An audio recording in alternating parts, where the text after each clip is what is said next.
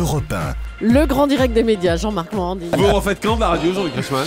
Avec vous quand vous voulez, avec Julie. Alors quand je l'ai vu sur sa moto dans les années 70. Ah, vous avez vu ce qu'on a envoyé sur Twitter? Je vous écoute tous les matins. Je suis fan de vous deux déjà et fan de Jean Toufik aussi. Mais sérieusement, la radio, ça vous tente ou pas? Mais bien sûr que oui, mais ça prend un temps. Ça vous mange tout la radio. C'est du quotidien, c'est énormément d'énergie. C'est être au plus proche des auditeurs. C'est un quotidien. J'ai beaucoup de travail, comme vous le savez. Je suis père de famille et puis il me faut du temps aussi pour mes enfants. D'accord, donc c'est un choix pour être un peu plus libre, mais vous aimez la radio, hein, ça oui, c'est sûr. Je suis un dingue. Non, j'ai laissé la radio pour me lancer un petit peu dans la comédie, comme vous le savez, Ouais. et pour donner des messages positifs aux enfants avec Léo Mattei sur la brigade des mineurs. Donc c'est un vrai choix pour l'instant. C'est une parenthèse et puis on reviendra peut-être un jour. Alors le jeu, les 12 coups de midi, fête ses 4 ans aujourd'hui. Oui. Ça paraît incroyable, hein, parce que quand c'est parti, moi je me souviens, il y a eu des difficultés, ça a été un peu compliqué. On s'est dit, bah tiens, Nagui fait plus à ce moment-là, ce qui était le cas. Est-ce que le jeu va tenir? Est-ce que le jeu va réussir? Vous avez tenu bon, TF1 vous a fait confiance. Et aujourd'hui, 4 ans. 4 ans de bonheur, 4 ans de plaisir, 4 ans de partage. Et puis, exactement comme au début d'Attention à la marche, je suis content parce que je suis en accord avec ce que je pensais, c'est-à-dire qu'il faut apprendre en s'amusant. Et tous les midis, on apprend des choses. Voilà, on est proche de l'actualité, proche des connaissances, mais on s'amuse énormément et on partage beaucoup avec les téléspectateurs. Alors pour ces 4 ans, vous allez faire 5 émissions spéciales Ouais, avec plus les grands, 16 grands maîtres de midi. Ouais, ça c'est extraordinaire. Parce qu'ils ont tous, et à chaque fois, ils répondent tous présents pour les téléspectateurs. C'est-à-dire que on va gagner tous les jours de l'argent que pour les téléspectateurs, pour les remercier de leur fidélité. Donc aujourd'hui, c'est 10 000, et puis le 5e jour, c'est 50 000 € que pour les téléspectateurs. Et à chaque fois, cette famille des grands maîtres de midi, des plus grands maîtres de midi, dit présent quand il y a un événement comme ça. Alors quand on regarde les audiences, c'est impressionnant. On va prendre celle d'hier, donc voilà, on n'a pas fait un choix particulier. Ouais. Celle d'hier, vous faites 3 65 000 téléspectateurs, 32,8% de part de marché. Et je le disais hors antenne, mais c'est d'autant plus surprenant que le programme qui est avant vous fait 700 000 téléspectateurs. Donc en fait, vous partez de rien, quoi. La salle est vide, c'est vous qui arrivez, qui allumez la lumière, et vous arrivez à faire 3 millions de téléspectateurs de moyenne, donc c'est énorme. En face, Nagui fait 1 938 000, ce qui est un beau score pour France 2 aussi, 20,8%. Mais pourquoi ça marche mieux chez vous que chez lui? Parce que alors c'est pas cette question. Je pense qu'à un Oui, moment... mais c'est ma question là. Oui. Je savais qu'elle vous plairait pas. Non, Parce que c'est pas parce que ça marche mieux. Moi, je pense que déjà la concurrence est un moteur pour moi, d'accord.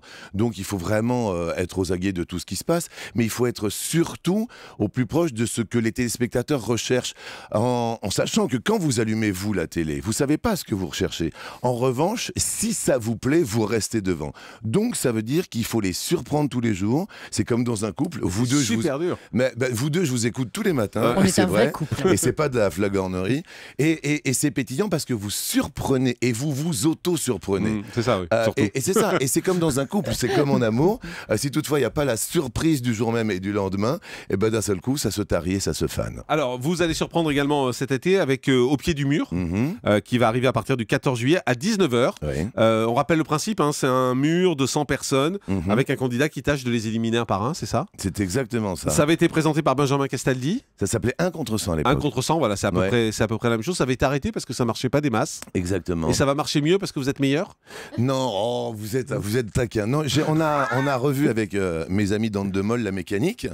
Nous, on aime bien avec François Guillard triturer un petit peu les mécaniques pour la rendre accessible aussi chez nous, parce que nous, on aime bien être au plus proche des Français. Donc, il y a des mécaniques qui marchent à l'international, mais si on ne les, je dirais vulgairement, customise pas, ou du moins qu'on les rend pas proches des Français, ça marche pas. Donc vous avez changé un peu la bien forme. sûr. Ah oui, bien sûr. C'est-à-dire qu'on a changé les jokers, les portes de sortie, vous allez voir, il y a des surprises, pour que ce jeu soit réellement sous haute tension. Vous allez voir, c'est comme un énorme jeu vidéo. C'est le plus grand décor d'Europe. Écoutez bien, j'étais sur le plateau hier, il fait 17 mètres de haut. Je sais pas si vous voyez par étage. C'est vraiment, il y a vraiment 100 candidats Exactement. qui sont les uns sur les autres, c'est pas un effet d'optique. Ah mais c'est quand je dis que c'est un grand jeu vidéo, c'est un jeu haut en couleurs, il y a des couleurs partout qui brillent.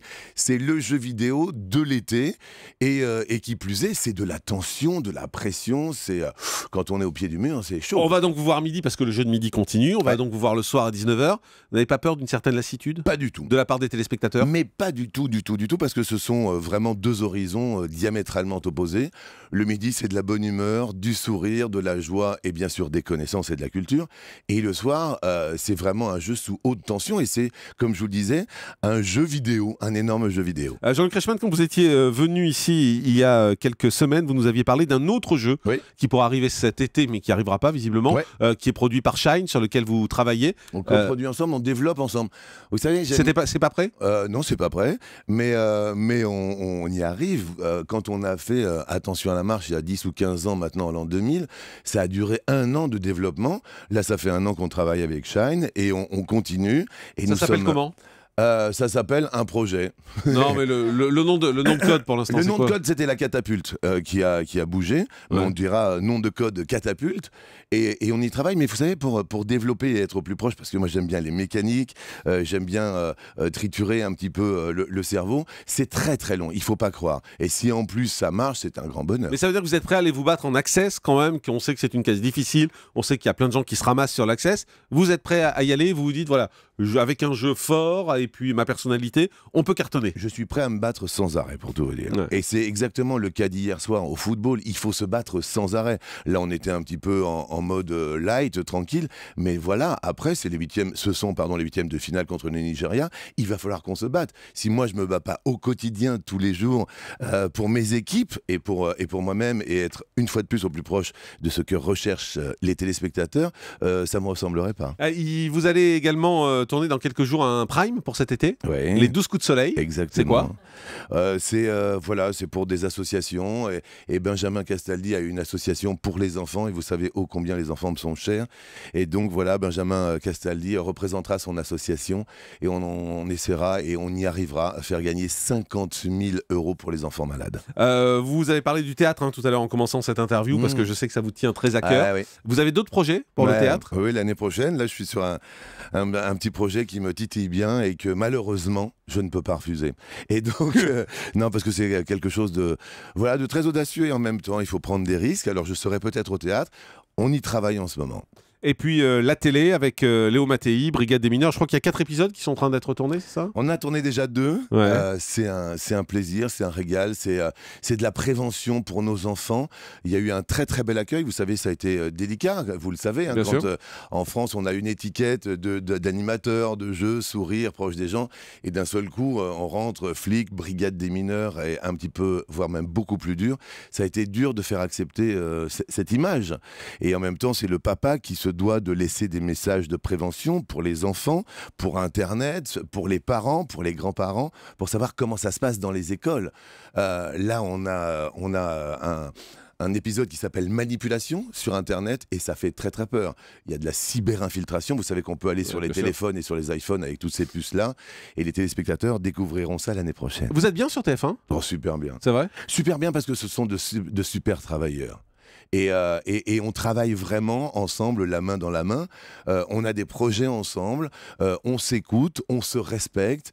Et moi, je suis très fier de travailler pour TF1. Mais ça vous fait pas peur de voir que petit à petit, finalement, TF1 se sépare de tous ces animateurs vedettes? Même pas peur, non. Non, vous avez pas peur? Non. Vous comprenez leur choix? C'est vrai qu'on voit la plupart des animateurs aujourd'hui qui quittent la chaîne, qui n'ont plus de contrat d'exclusivité avec la chaîne. C'est le cas de Benjamin Castaldi dont vous parliez. C'est le cas de Christophe de Chavannes qui fait plus rien sur la chaîne aussi. Il n'y a pas une certaine angoisse vis-à-vis de ça? En gros, à part vous et Nikos, aujourd'hui, il n'y a plus de vrais animateurs TF1, quoi. Mais moi, j'essaye d'être... Enfin, vous savez, chacun voit midi à sa porte. Moi, c'est 12 coups, oui. Oui, c'est ça, en fait, comme disait Julie tout à l'heure, vous m'avez fait rire tous les deux. Non, après, chacun... Je compte les coups de soleil pour cet été, j'ai un boulot dingue, là. Voilà, c'est ça. Je pense que chacun sa route, chacun son chemin. Moi, ma route est belle. Non, mais est-ce qu'on aime encore les animateurs à TF1? C'est ça, en fait, le fond de la question. C'est difficile à TF1. On est là pour faire... Alors, déjà, on est la première télé d'Europe. Il faut faire briller, il faut faire rêver, et qui plus est, il faut être au plus proche des téléspectateurs. Donc, il ne faut pas qu'on soit trop bling-bling, il faut qu'on soit en proximité permanente. Donc, voilà. Après, moi, je respecte chacun à sa place, j'en suis persuadé. Mais ce n'est pas du tout ma question, Jean-Luc Reichmann. Ma question, c'est est-ce qu'on aime encore les animateurs à TF1? J'ai l'impression qu'on les aime moins, on aime bien les concepts, on prend des concepts, et puis on met le premier mec qui passe pour présenter, quoi. On s'en fout un peu de l'animateur, ça n'a plus l'importance que ça avait il y a quelques années. Il y a quelques années, c'était une émission de Castaldi, c'était une émission de de Chavannes. Aujourd'hui, c'est un concept. Et puis voilà. Et puis, Je ne peux pas parler pour les autres, mais je vais vous dire juste moi ce que je ressens. C'est-à-dire que je connais, par exemple, Jean-François Lancelier, que vous connaissez, hein, qui est le directeur d'un petit peu tous les pôles. Il a toujours été super, mais alors super attentif à mes interrogations, à mes angoisses. Et il m'a toujours accompagné. Et quand ça marchait moins, il m'a accompagné. Preuve en est, vu qu'on fête aujourd'hui, et que ça commence à l'antenne les 4 ans, lorsque j'étais en délicatesse avec les téléspectateurs pour attention à la marche, et qu'effectivement, comme vous le disiez si justement tout à l'heure, il y avait une baisse d'audience, Jean-François Lancelier m'avait prévenu et m'a dit, tu sais, tu vois les audiences comme moi, il faudrait se préparer à la suite. On a préparé la suite avant, on a anticipé avant, et je crois que nous devons d'avoir des métiers d'anticipation. Qu'est-ce que vous allez mettre l'année prochaine de 9h à midi dans votre tranche horaire? Je suis sûr que vous travaillez déjà en disant ce qu'on fait en 1h30 parce que vous avez multiplié votre auditoire, mais qu'est-ce que vous allez faire l'année prochaine? Vous y réfléchissez d'ores et déjà. Je prépare déjà les programmes d'après avec Pierre-Paul Jacques, mais je me sens super bien. Est-ce que le problème à TF1, c'est pas que les animateurs étaient devenus des rois, étaient devenus trop chers surtout par rapport à ce qu'ils rapportaient? Alors ça, je peux pas du tout vous dire, ça je sais même pas du tout. Vous pouvez pas le dire à l'antenne en tout cas. Non, mais en plus ça m'intéresse pas. Ça m'intéresse pas, c'est-à-dire que... c'est vos confrères, c'est les gens avec qui vous bossez, c'est les gens de votre chaîne. Je vais vous dire quelque chose. On m'a posé la question, comment arriver à durer, à perdurer, moi qui suis là depuis quelques temps. Je pense, et en regardant vos fesses, Jean-Marc Morandini, je pense qu'il vaut mieux un jean qui vous va bien plutôt qu'un jean à la mode.